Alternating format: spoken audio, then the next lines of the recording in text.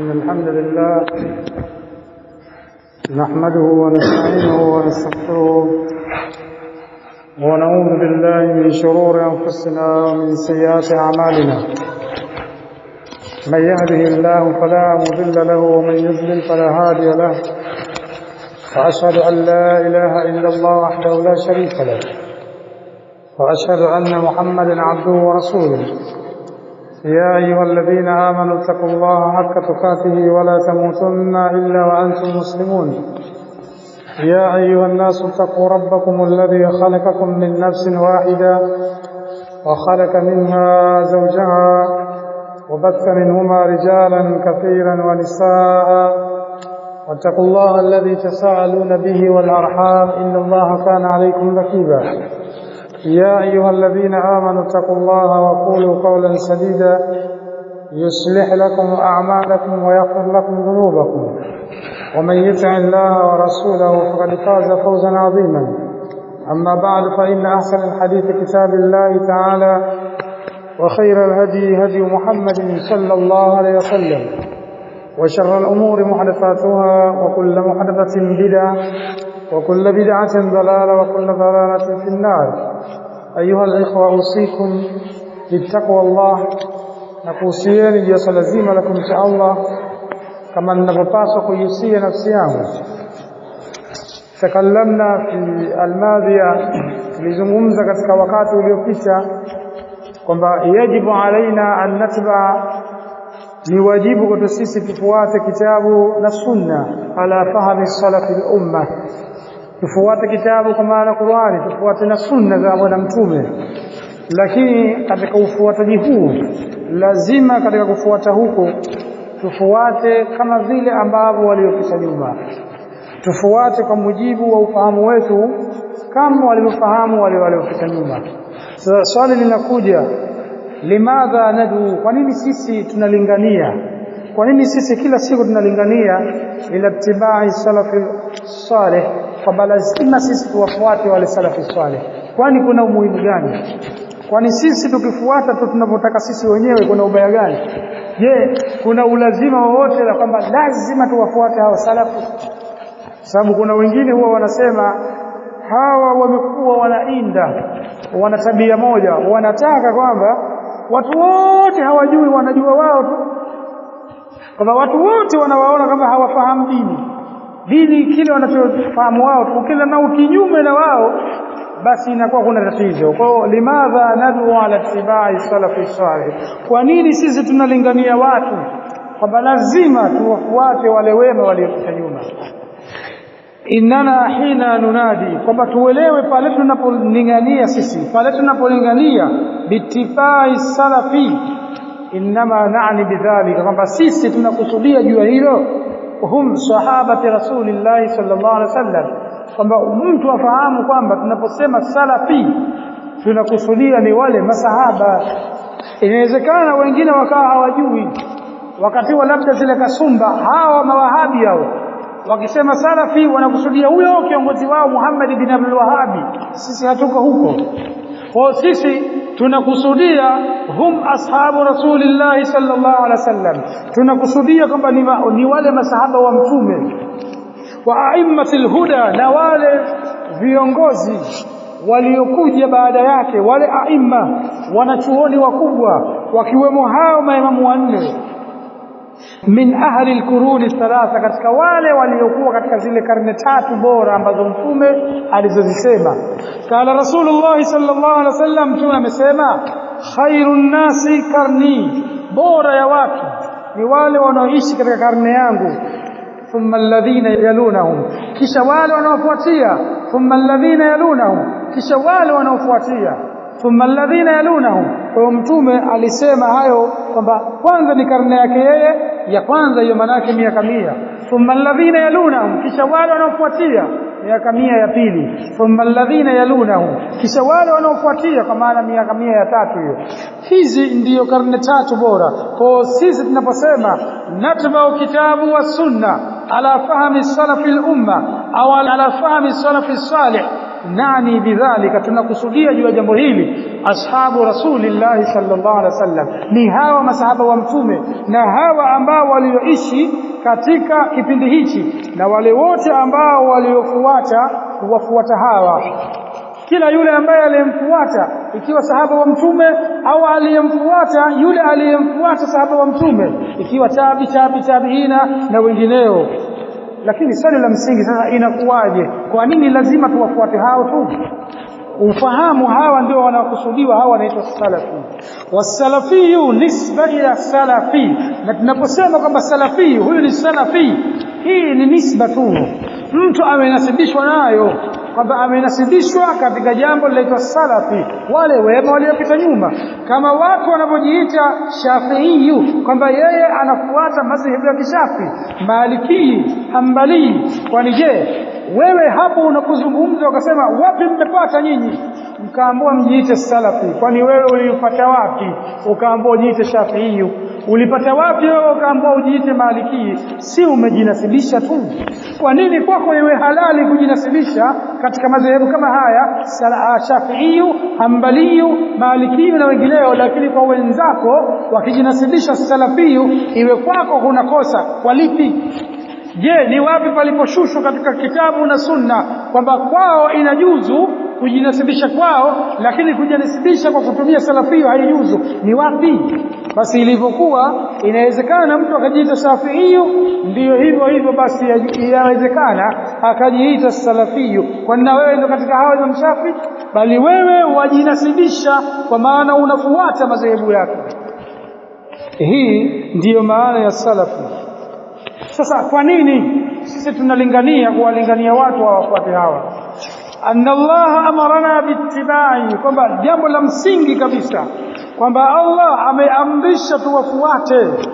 Abarana bittibaihim, lazima tuwafuate wao. Wa iftidai bihadihim, na lazima sisi tuongoke. Tunapotaka kuongoka lazima tuongoke kwa kufuata ule muongozo wao, lazima iwe hivyo. Hivyo ndivyo Allah ameamrisha. Kwa hivyo ametuamrisha watawaada, na Allah akala ahadi, akatoa indhari, man yukhalifu sabilahum, kwa kila yule ambaye atakayekwenda kinyume na mwenendo wao, akawa yeye anakwenda katika njia iliyokuwa hiyo, basi ameahidi biadhabin alim, huyo mtu atakuja kupata adhabu yenye kuumiza. Kala taala, Allah anasema katika surati An-Nisa, wa man yashakiki ar-rasula, na yoyote yule ambaye atakayemuasi mtume, wa man yashakiki ar-rasula min ba'di ma tabayyana lahu al-huda, baada ya kujiliwa yeye na uongofu, wayattabi ghayra sabili al-mu'minin, na akafuata njia isiyokuwa ya waumini, ai akafuata njia isiyokuwa ya masahaba, basi mtume Allah anasema nuwallihi ma tawalla, huyu tutamuongoza, tutampeleka huko alikoelekea, lakini ajue tu wa nuslihi jahannam, makazi yake atakuwa ni jahannam, wa sa'at masira, na ni makazi mabaya kurejea mtu katika sehemu hiyo. Swali la msingi tujiulize, wa hal kana, je kulikuwa katika zama ambapo inashushwa aya hii, hal kana almu'minuna inda nuzuli hadhihi alaya, kulikuwa kuna waumini pale ilipokuwa ikishushwa aya hii, illa iyahu, isipokuwa wao? Kwa sababu Allah anasema wayattabi ghaira sabili almu'minin, na akafuata njia isiyokuwa ya waumini. Kwanza kaiacha njia ya mtume, halafu akaiacha njia ya waumini. Unadhani waumini gani wanaokusudiwa katika aya hii? Aya hii inashushwa bila shaka, waumini waliokuwepo wakati huo walikuwa ni masahaba. Kwa hivyo yaamuruna fi hadhihi alaya, Allah anatuamrisha katika aya hii bittibai sabili salafi, lazima tuwafuate hao salafi, kwa maana tuwafuate masahaba, lazima tuwafuate wao, kwa sababu wao ndio wanafunzi wa bwana mtume. Mtume yeye ndiye aliyefunzwa, yeye akawa anafundisha wanafunzi wake lazima sisi, ukitaka usitake, ukifurahi ukichukia, lazima wafuate wale wanafunzi wa mtume. Wao ndio wanaofahamu, kwa sababu ndiyo aya wamefahamishwa, aya hii maana yake hii, hadithi hii maana yake hii. Ukija ukileta taawili zako, ukija ukisema mimi nachukua, mimi nahisi hapa itakuwa inakusudiwa hivi, hapa hatuende kabisa. Utaratibu huo haupo katika dini. Haya sio kama watu wapo katika mabunge, Au watu wapo katika mabaraza wanapitisha miswada, toa maoni yako, toa mawazo yako, hakuna kitu hicho. Kwa hiyo lazima watu kuwafuata wale wema, kwa sababu Allah ameahidi kwa kila yule ambaye atakayekwenda na ukinyume, basi ameahidiwa biadhabin alim. Wakala taala, na Allah akasema, fa in amanu, waambie Muhammad hao makafiri wa zama hizo wanaambiwa fa in amanu. Na aya hii si kwa maana wanaambia makafiri tu, kila yule ambaye itakayokuwa inaendana na yeye basi lazima iko hivyo. Fa in amanu, ikiwa wataamini wao, bimithli ma amantum bihi, kama vile mlivyoamini nyinyi, fakad ihtadau, hao ndipo watakapoongoka. Lakini Allah anasema wa in tawallau, ikiwa watakengeuka, kama watakwenda kinyume, fa innahum fi shikakin, hakika wao wapo katika upinzani tu, basi hawapo katika jambo la haki, wapo katika upinzani, katika kupinga hiyo haki. Lakini ikiwa wataamini kama mnavyoamini nyinyi, fakad ihtadau. Kwa hivyo Allah anasema ikiwa wataamini wao kama mlivyoamini nyinyi. Huna katika aya hii yaamuruna billah, anatuamrisha Allah hapa kwamba anatuamrisha sisi lazima kuwafuata wale ambao waliopita nyuma. Anatutaka lazima tuamini kama walivyoamini wale masahaba. Aya hii inashushwa fa in amanu bimithli ma amantum, kama vile mlivyoamini nyinyi. Kwa hivyo Allah amewekeza irshadi kwamba uongofu wa mtu unaweza kupatikana idha amanu imanan, pale watakapoamini ile imani, mimma, katika amani ambayo kama walivyoamini wale waliopita nyuma. Lianna al-iman as-sahaba, kwa sababu ile imani ya masahaba hukmun, hii inahukumiwa yule ambaye atakayekuwa anaamini kama vile ambapo ameamini masahaba, huyo ndiye atakayehukumiwa kwamba yeye ndiye muumini. Mfano labda katika waji mithali, labda katika zama zao masahaba, ukiuliza je, wao walikuwa wana itikadi gani juu ya yule ambaye, wana itikadi gani kwa mfano Allah yuko wapi?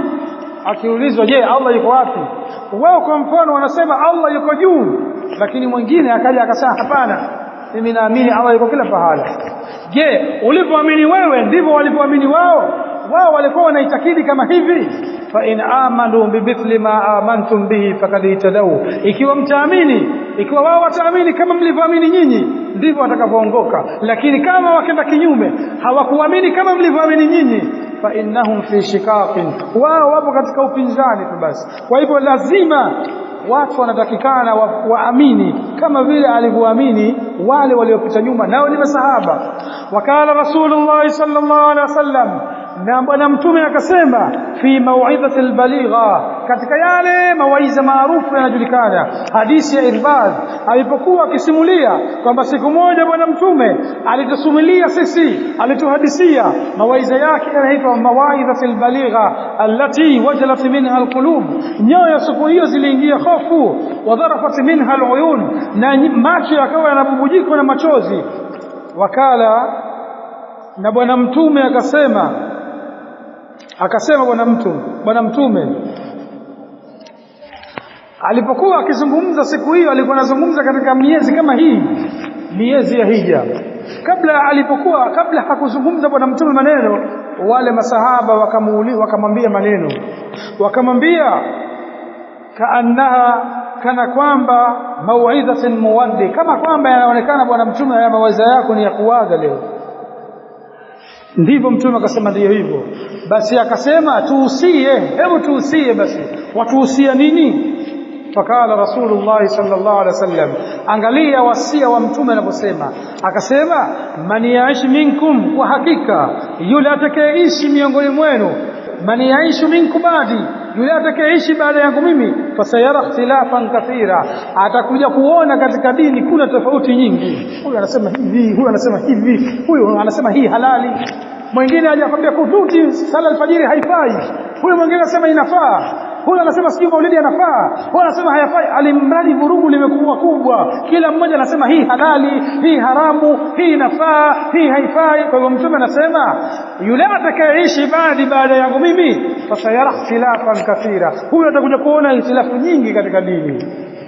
Lakini basi ili ujitoe katika hii mizozo, mtume akawaambia masahaba, fa alaikum bisunnati, shikamaneni na mwenendo wangu, wa sunnati khulafa'ur rashidin almahdiyyin, na mshikamani na zile sunna za makhalifa wangu walioongoka.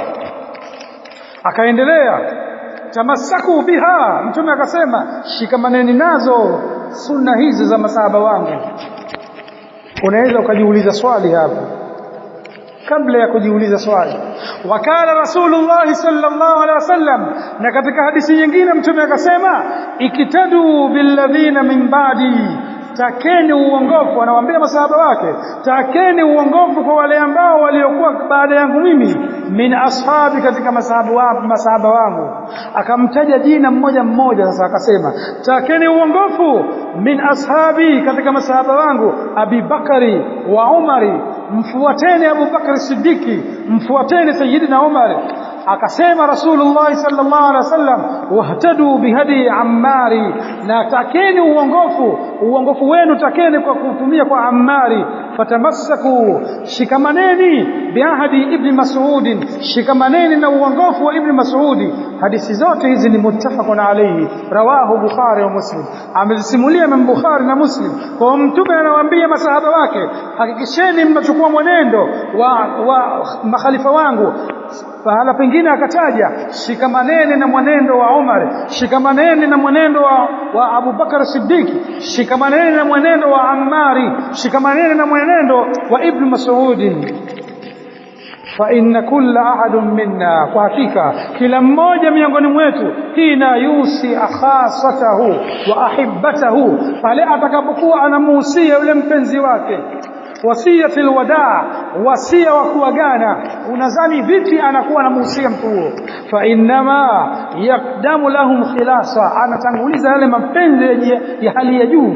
Na mfano huu ndivyo alivyofanya bwana mtume, akatanguliza yale mapenzi kwake yeye, minan najatin, kwamba wao katika ule uongofu, wahadahum, na ule kuongoka kwao, ila sabili, lazima wapite katika njia ya makhalifa wao waongofu. Kwa hii ndiyo sababu tunasema lazima sisi tuwafuate salafi saleh. Ukienda kinyume na wao, itakuwa wewe umekwenda kinyume na kitabu na sunna, hutokuwa ni mwenye kuongoka. Lazima mtume anasema takeni uongofu kwa Umar, kwa Ibn Mas'udi, kwa Ammari, kwa Abu Bakar Siddiqi, hawa ndio mtaongoka. Na mtume akasema vipi? Tamassaku biha, shikamaneni na sunna hizo. Hadithi ni refu hii kukuonesha tu kwa nini sisi tunalingania. Mtu anauliza swali, kwa nini tuwafuate wao? Kwani mashekhe zetu walikuwa hawajui?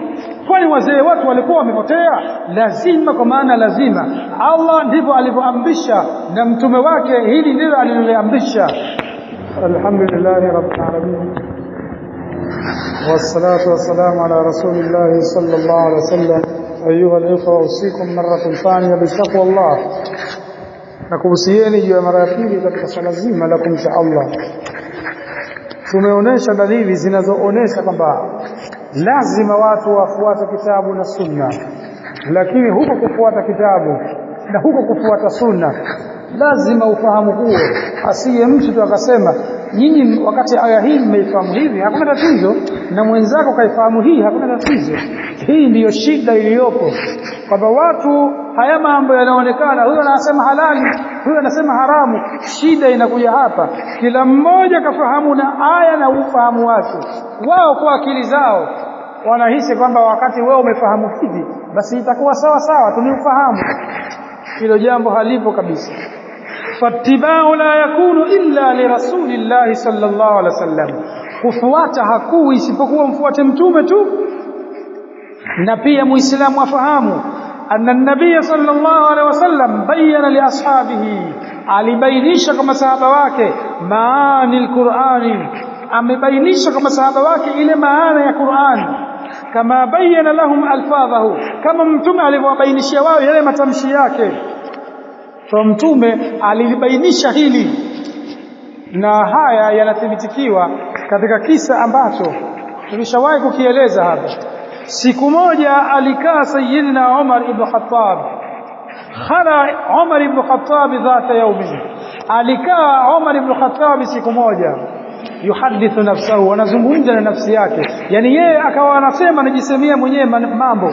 anapanga na kupangua, anapanga na kupangua.